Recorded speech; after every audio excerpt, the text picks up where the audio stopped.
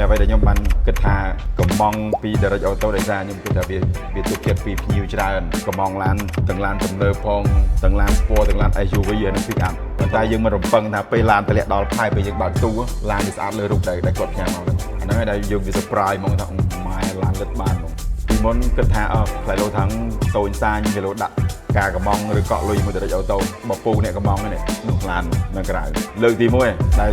កំងតាមរយៈ Direct Auto ទុកចិត្តហើយនិយាយពីឡានវិញគឺ10 លើ 10 តើបងគិតថា World Cup ឆ្នាំហ្នឹងប្រទេសណាលើកពានបាទអញ្ចឹងសូមជម្រាបសួរទៅដល់អតិថិជនទាំងអស់បាទអញ្ចឹងថ្ងៃនេះគឺយើងមានបទសម្ភាសន៍មួយពិសេសជាមួយភ្ញៀវកិត្តិយសរបស់យើងប្រហែលជាពុកម៉ែបងប្អូនបាទធ្លាប់ស្គាល់គាត់ពីមុនច្រើនហើយបាទអញ្ចឹងជំរាបសួរបាទបងបាទអូខេបាទអញ្ចឹងថ្ងៃនេះយើងមានវត្តមានបងប្រុសបាទចិញ្ចក់ដែលគាត់បានបាទអញ្ជើញមកកាន់បាទការសម្ភាសន៍មួយនេះតែម្ដងហើយគាត់ជាអតិថិជនម្នាក់ដែលបានប្រើប្រាស់សេវាកម្មបានក្នុងការកំងឡានជាមួយនឹងក្រុមហ៊ុនអូតូយេអេរ៉ាផ្ទាល់អញ្ចឹងចង់ដឹងថាតើគាត់មានចំណាប់អារម្មណ៍បែបណាខ្លះបាទបន្ទាប់ពីគាត់បានប្រើប្រាស់សេវាកម្មបាទកំងជាមួយនឹងពួកយើងហើយទៅតាមដានជាមួយខ្ញុំទាំងអស់គ្នាបាទអូខេបងអញ្ចឹងសំណួរដំបូងគេដែលខ្ញុំចង់សូមសាកសួរទៅកាន់បងហ្នឹងថាតើមូលហេតុអ្វីបងចាប់អារម្មណ៍ចំពោះបាទឡានរបស់បងបានកំងមួយនឹងដែរបងមានចំណុចពិសេសត្រង់ណាខ្លះ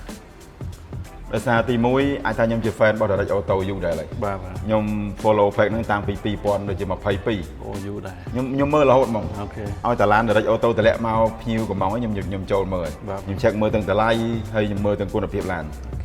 ហើយអ្វីដែលខ្ញុំបានគិតថាកំងពី Direct Auto ដោយសារខ្ញុំគិតថាវាទុកចិត្តពីភ្ញៀវច្រើនបាទ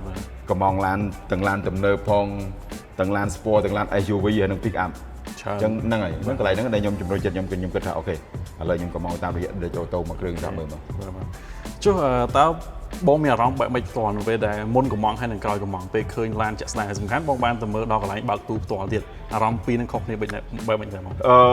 មែនតើទៅក៏ពិតអារម្មណ៍រៀងធុញដោយសារយើងតុកសិកដោយសារយើងចាំយូរហ្នឹងនិយាយការពិតហ្មងណាដោយសារយើងដឹងថារយៈពេល3ខែអញ្ចឹងយើងកុំអាគិតថា2ខែមកដល់យើងគិតថា3ខែអាហ្នឹងទី1ទី2បុគ្គលិកគាត់ផ្ញើរូបឲ្យមើលយើងគិតថាពេញចិត្តហើយបាទយើងកក់លុយក៏អីដើម្បីយកឡានហ្នឹងមកណាប៉ុន្តែយើងមិនរំពឹងថាពេលឡានតម្លាក់ដល់ផែពេលយើងបើកទូ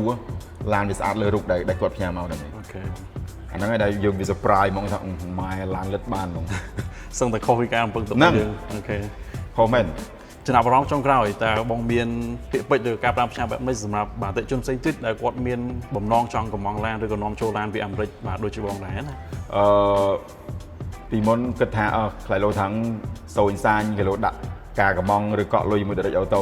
បពូអ្នកកំងនេះនោះឡាននៅក្រៅបាទនិយាយទៅអតិថិជនទី1មិនទី1គាត់ថាលើកទី1ដែលកំងតាមរយៈ Direct Auto ទុកចិត្តហើយនិយាយពីឡានវិញគឺ10 លើ 10 ហ្មងអូខេអញ្ចឹងអរគុណច្រើនបាទអញ្ចឹងយើងមានតែប៉ុណ្្នឹងទេបាទវីដេអូនេះខ្លីទេគ្រាន់តែចង់ដឹងពីចំណាប់អារម្មណ៍របស់គាត់តែប៉ុណ្្នឹងតើបងគិតថា World Cup ឆ្នាំហ្នឹងប្រទេសណាលើកពានបាទPortugal អូខេអរសាទរអញ្ចឹងអរគុណច្រើនបាទអូខេអញ្ចឹងអរគុណច្រើនបងបាទជួបគ្នាពេលក្រោយទៀតបាទឱកាសក្រោយទៀត